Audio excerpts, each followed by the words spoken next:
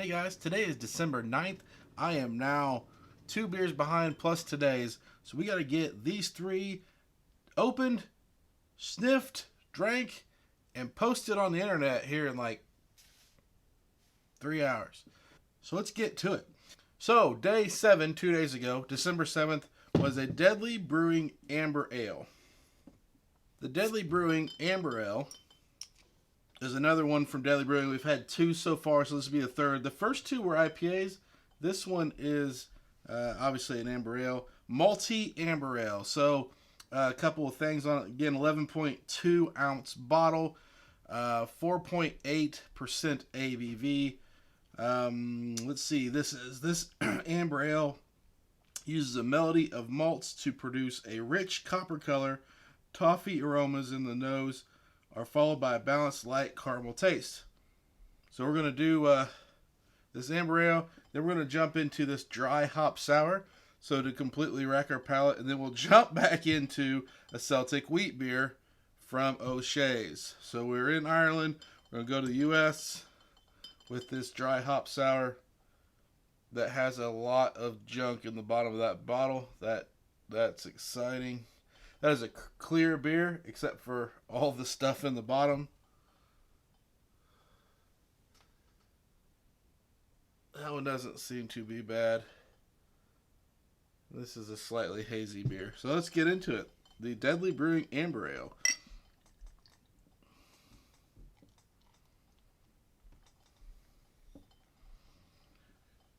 Okay. It's a little bit darker on the camera than probably in light. Oh, hush. We have to adjust this. Okay, so this beer, what does that remind you of?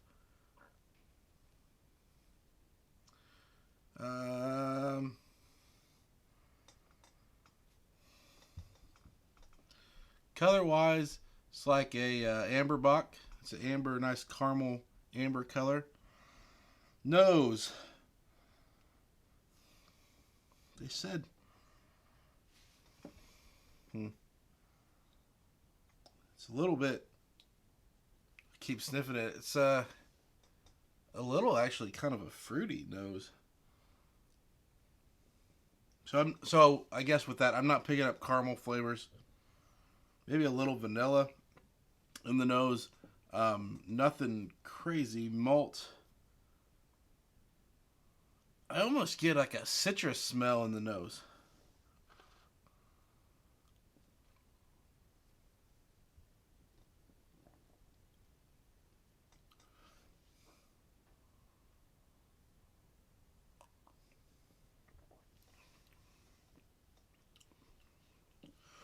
Flavor.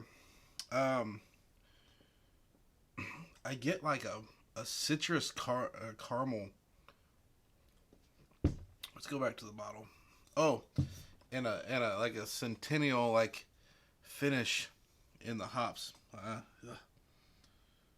Balanced light caramel taste. Bologna. Toffee aromas in the nose. I don't smell toffee.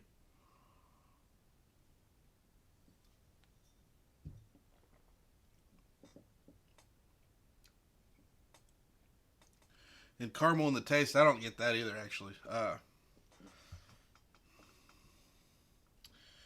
It did have a kind of a light head, dissipated fairly quickly. Lacing was, it's there, it's prevalent, it's very heavy lacing. This beer has no beer advocate and a 3.06 untapped, which that's a 3.06 average out of 5.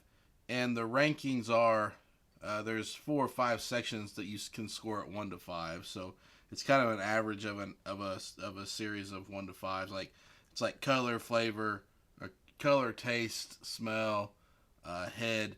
I think the glazing might be one. I don't get on Untappd, so I don't know that very well. I don't. It's the only like baseline that we've been able to use consistently. This leaves a terrible aftertaste for me of hoppiness. Like I said, it's like a Centennial or a Mosaic or something. It's not one of the it's not one of my preferred hops.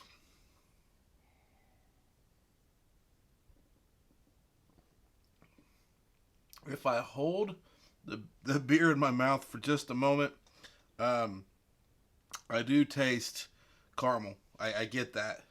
Now I get that. But if I just put it in my mouth and swallow like I would normally, I'm not like doing the wine thing that, you know, I just don't get these. Okay, well that's this beer. Actually, what ruined it for me? And again, I think, okay, so for me, the score of a 3 out of 5, that's the average for Untapped. I mean, I don't know. I don't know if I circle back to this beer because I don't like the finish. I don't like the aftertaste. Speaking of finish and aftertaste, the body is right in line with what I would say an amber ale is. The body fits the profile of the beer, and I didn't even notice it. I forgot about it until I reminded myself, oh, what's the body of this beer? So I like that. That's good. After the hazy IPA, I was so worried that all of Deadly Brewing was just going to be like that thin. And then the East Coast style, it was better, but still thin. This one fits a lot better in the style of an amber ale. I don't know why I put that off camera. I was trying to hide it. I'm not. This is day 7. Before I jump into 8, I've been thinking about this amber ale and finishing it. And honestly, its style, for them calling it amber ale, seems off to me. I've been trying to make this back to something I know, like an amber. So I'm thinking like ambers, like amber box. By the way, my number one commercial go-to beer every day, amber box. So I'm not comparing to amber box, but style wise, this dude fits a American pale ale style, minus the color. But the flavorings, I think just the hoppiness isn't right in it. Like the hops seem off to me. This feels a lot more like an APA. Okay, day 8.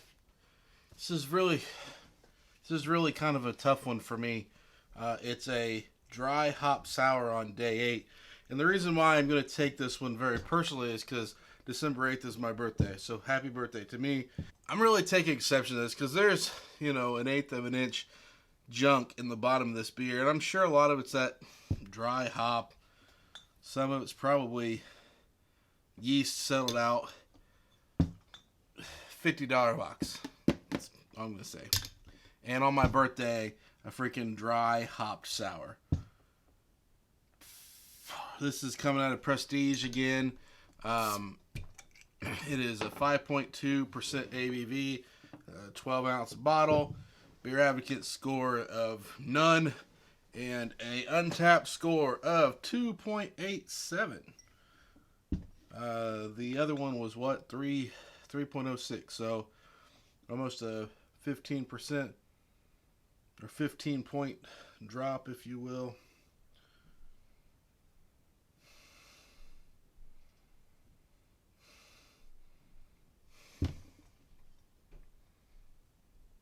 So not happy with this already. Nice healthy cat pee smell of hops in this thing. There's no way. I'm gonna hate this.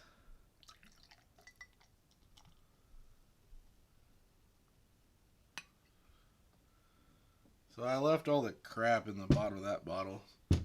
Day 8. Day 8. Dry hop sour from Prestige. Yeah, so that's what I smell. I smell cat pee and hops. So this should be. I bet this, man.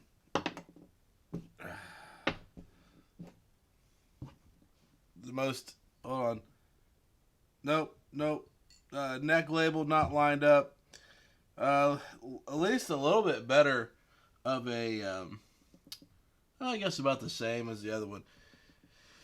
Label's pretty generic. nothing to really write home about. I didn't pay attention to the head. I guess you guys saw that. It dissipated fairly quickly. It's leaving a very light. No lacing at all on that. Fairly well carbonated. Terrible smell. Unless you're into this kind of thing. I'm like scared to try it.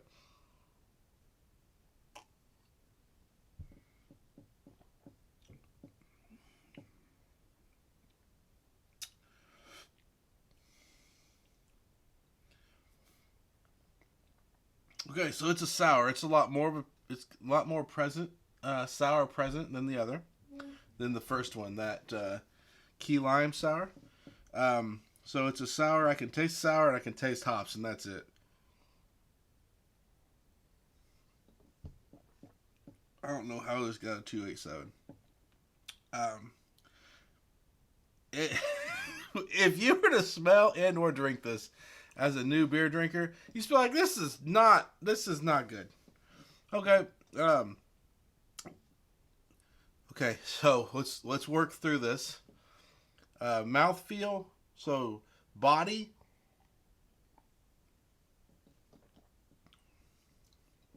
medium bodied, almost heavy, like a high medium. So it's at the top end of heavy because it's got a little bit of a syrupy feel to it because of the sour sweetness. So it's really sweet, it's really sour, and it has a finish of hoppy cat pee and a nose of hoppy cat pee. I'm done. Can't do that no more. Let's this one's going down the sink. Worst beer yet. Not bad as a sour, although if you drank it alone, you would think, boy, something's wrong with this. You smell it and you go, something has to be wrong with this. To my friends who like this beer, I'm sorry. To the rest of the world who's questionable on sours, woo, not good. Not good at all. This one's going down the sink. So I'll be back in just a few.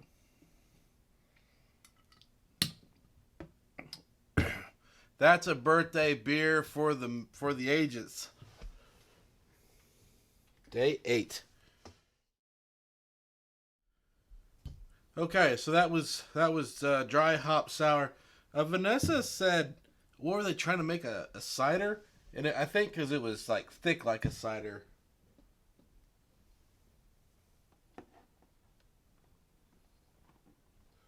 Boy, I'm glad I don't have a case of those. Before we get into today, day number 9, the O'Shea's Celtic or Celtic, I don't know, wheat beer. I wanted to point out I've been chilling with Grogu. What does it say? Galaxy's greetings. I think down here it says May the Force. Oh wait, Merry Force be with you. I found me another sweater. Add to my repertoire of Christmas sweaters. Okay. Cleared the cup. Cleared the palate. Let's get into this. O'Shea's, which is Ireland. Celtic wheat beer. It is a 11.2 ounce bottle. Odd. That was weird. 11.2 ounce bottle, 4.3 ABV. So down a little bit on the alcohol content. Out of Ireland, it is, we'll just read through some of the things they have here. A refreshing wheat beer, so it'll probably be hazy, with a well-balanced bitterness, adding distinctive bite to the Celtic style, or Celtic style, depending on how you're actually supposed to say that word. For me, again, God, the neck label not lined up with the bottom label just drives me nuts. All right, I don't know what to expect out of this. My hopes for success today are really dwindling.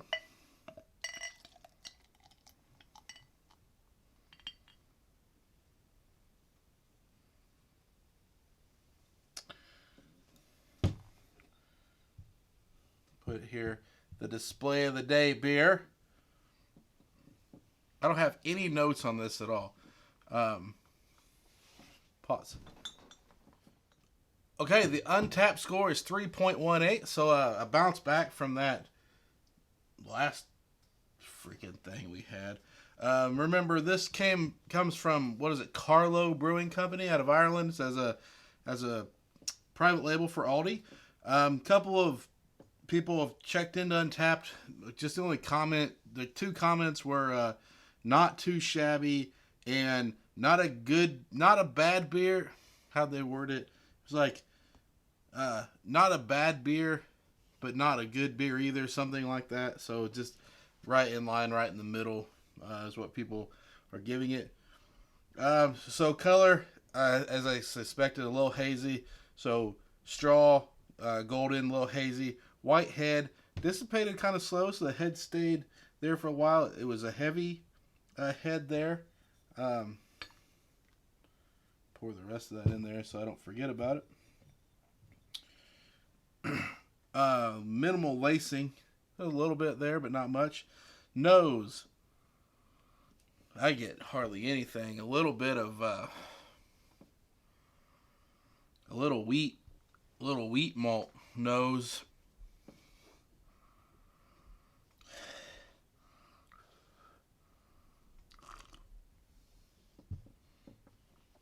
I can't hardly pick up anything nose wise.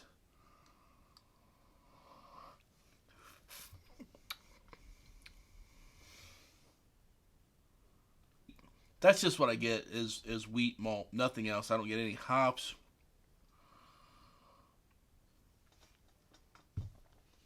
I don't get any fruity or anything like that. Just a straight wheat. Flavor same way.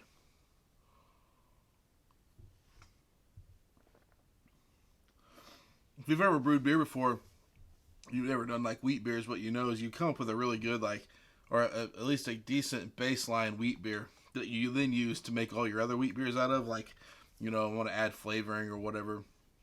So you want a well-balanced beer kind of begin with, and that's what this reminds me of. Now, I'm not saying it's great. To me, on a scale of 10, we're like maybe it's 5.5.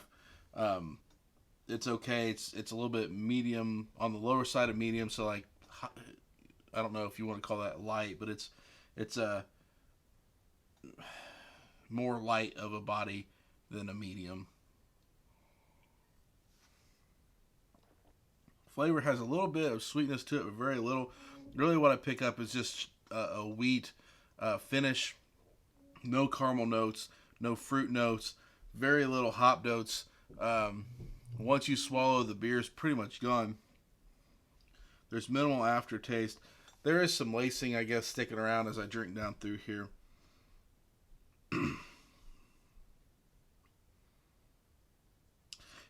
And I think those comments were right. Is it bad? No, it's not bad. Is it good? No, it's not good.